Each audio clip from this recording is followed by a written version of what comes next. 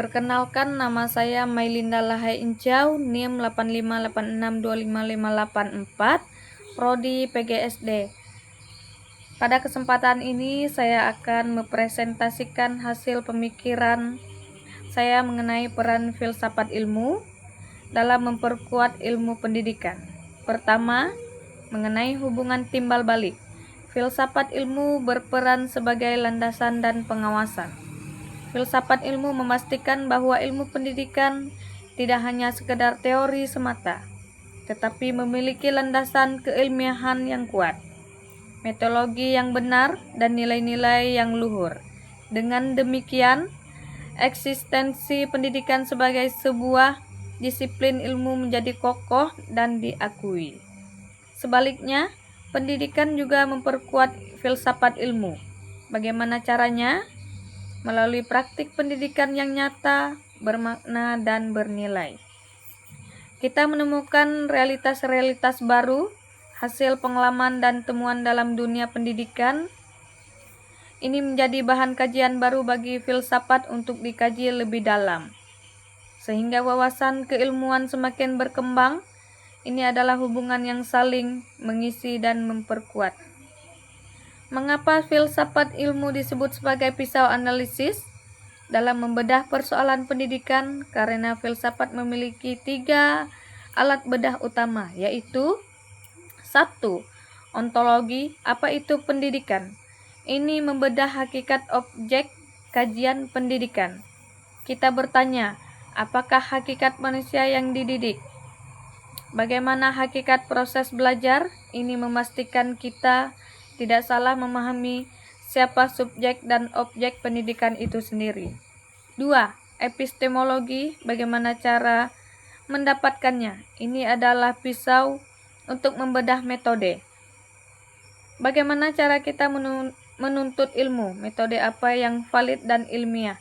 Ini memastikan bahwa ilmu pendidikan dibangun melalui metode penelitian dan pembelajaran yang benar, valid, dan dapat dipertanggungjawabkan. 3. Aksiologi. Untuk apa ilmu ini? Ilmu membedah nilai dan kegunaan. Ilmu pendidikan tidak boleh bebas nilai.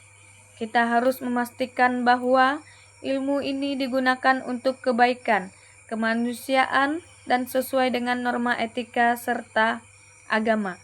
Dengan 3 pisau analisis ini, persoalan pendidikan bisa dilihat secara utuh, mendalam, dan jernih. Lalu, bagaimana penerapannya secara nyata? Mari kita lihat contoh dalam kurikulum dan pembelajaran. Contoh ontologi. Saat kita menyusun kurikulum, kita pertama-tama menentukan hakikat siswa.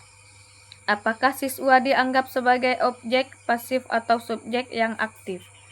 Jika kita memahami ontologi bahwa siswa adalah makhluk yang berpikir, maka metode yang digunakan pun akan berpusat pada siswa. Contoh epistemologi. Dalam proses belajar mengajar, guru tidak boleh hanya ceramah satu arah jika tujuannya adalah pemahaman mendalam.